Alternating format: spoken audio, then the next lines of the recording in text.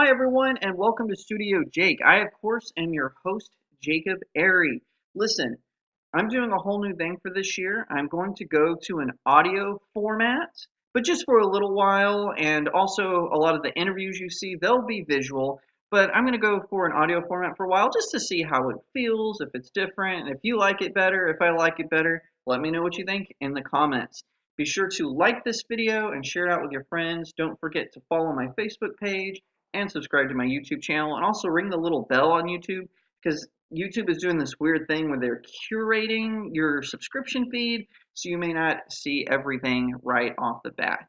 Once again, Happy New Year. I know it's a month late, but I decided to take a way long vacation just because I needed to do things and also think about how I wanted to do this content. Thank you so much to all of my listeners and viewers who stayed with me through the whole time. And without further ado, welcome to Studio Jake.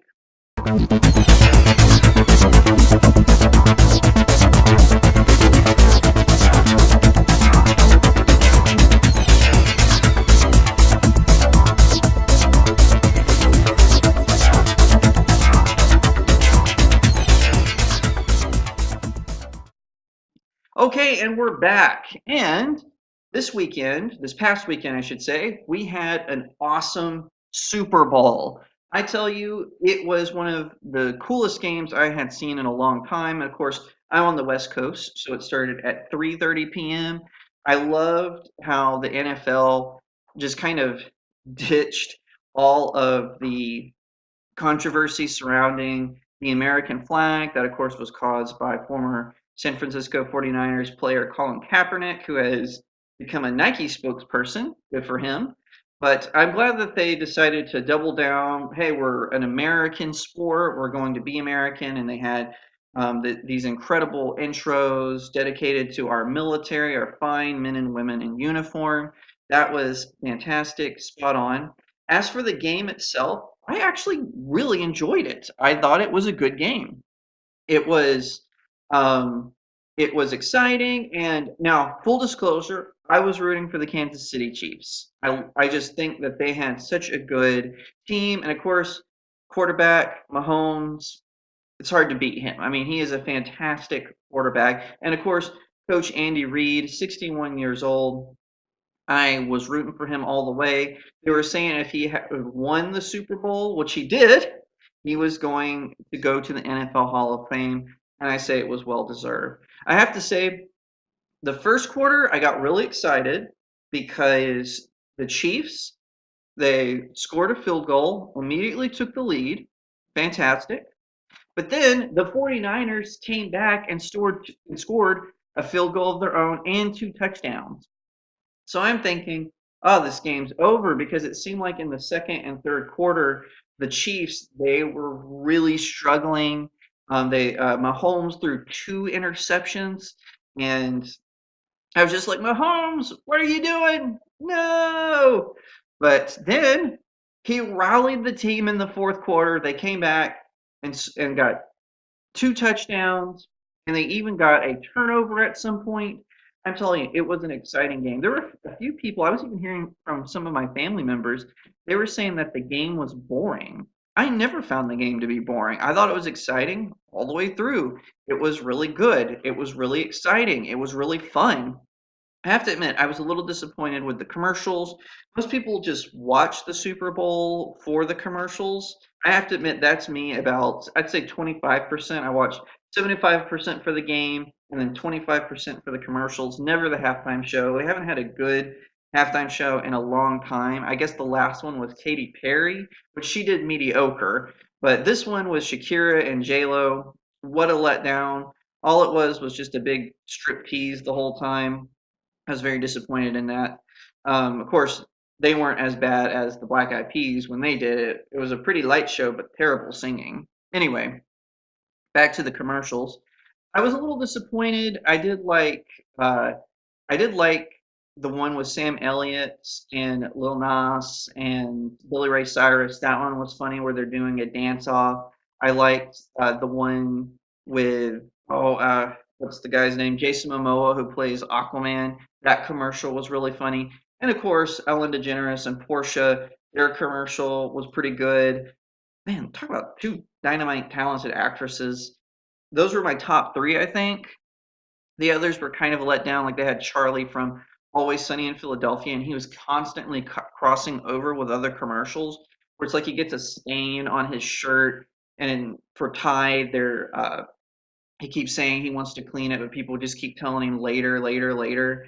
And that got old about the second quarter. It was time to move on with Charlie's life, but they didn't ask me. They should have though. All right, that's pretty much all I want to say about the game. Fantastic Super Bowl. Andy Reid, you're going to the NFL Hall of Fame. Well deserved. Great job. Congratulations. Mahomes, excellent game. I know you had a couple of slip ups. That's okay. We all make mistakes. You did a fantastic job. Way to rally your team in the fourth quarter. Okay, so continuing on. I want to talk about Star Wars just a little bit. Now, there will be a few spoilers related to the sequel trilogy, but it's been a month since The Rise of Skywalker came out, so you'll have to get over it just because. So, one of the things that I have always said is that Lucasfilm, after their acquisition by Disney, is that Kathleen Kennedy has really mismanaged the franchise. I mean, she has let her own personal agenda get in the way of crafting good Star Wars narratives. Now, to be clear, I think The Force Awakens and The Rise of Skywalker are mediocre films. Like, they have really good special effects, they have interesting stories at least. They do have a lot of other problems, but still, they're at least mediocre and you can enjoy certain aspects of them. Now, The Last Jedi is just hot garbage. There's nothing to appreciate from The Last Jedi outside of the special effects. That's it. There is nothing good about it. So, Kathleen Kennedy, she made this statement, and I know I'm bringing it up again. I wrote about it on my blog, which you can go read that article. It's jacobairy.blog. She said this to Rolling Stone. There's no source material. We don't have comics. We don't have 800-page novels. We don't have anything other than passionate storytellers who get together and talk about what the next iteration might be. We go through a normal development process that everybody does, or everybody else does. What? This is freaking Star Wars. Of course, there is source material. There is a ton of novels, and even if you didn't want to do like direct adaptations of, say, the Thrawn trilogy, here's an idea. Just kind of adapt it. You didn't have to start over a whole hog and eliminate all that stuff. That's ridiculous. I think that now that Disney has proven that they can not handle this franchise, they need to fire Kathleen Kennedy and put someone in place who does. I actually had high hopes for Kathleen Kennedy. She did work for Lucasfilms for a little while, and she did come from a previous um, movie company where she did a good job, but she cannot handle the Star Wars universe. It's just a fact. It's time to let her go. Now, they extended her contract through The Rise of Skywalker, and I think that people were saying it was a show of faith, it was a stand, it was to show Disney solidarity. I disagree. Now, a few people have said, hey, she was George Lucas's pick. I have not been able to find anything that suggests that. Nothing. Zero, zip, zilch, nada. I did find like an article from some media outlet a while back that kind of said that, but I can't find anything that verifies that she was George Lucas's handpick. If she was his handpick, he's a genius because now they're saying the people at Lucasfilm they want him to come back. They want Disney to rehire him. So, what would I have done differently if I had been in charge of Star Wars? Well, for one thing, there is plenty of source material that Disney could have used. I mean, that to say otherwise is just ridiculous. It's just stupid. So here's what I would have done. I would have done what Rogue One had done. Rogue One actually took inspiration from some of the video games, from the Star Wars video games. Now, I don't know how Disney is handling the video games prior to their acquisition by Disney. What Lucasfilms did when they were under 20th Century Fox is they had what was called the Holocron. So side A was the movies and the radio plays. Side B was the novels and books. And George Lucas had already said side A is supreme. So the if anything contradicts the movies are right. Period. He had always said that. So, and I believe side C was the comic books, and then I think video games was side D. If I'm incorrect about that, let me know in the comments below. I think I'm correct, but I could be wrong. Let me know otherwise. So anyway, Rogue One takes some, not a whole lot, but some inspiration, at least as far as their characterization, from some of the video games. So what would have done if I wanted to disregard the canon that the books had set up and just done something totally new, something unexpected, what I would have done is made it where Luke Skywalker at least partially succeeded. I mean, just think about this. In the video games, they introduce all these characters. So, for instance, just to give you an example, in The Force Unleashed, which has two, you're introduced to Galen Merrick, also known as Star Killer. He is a main character. He dies in the first game, The Force Unleashed.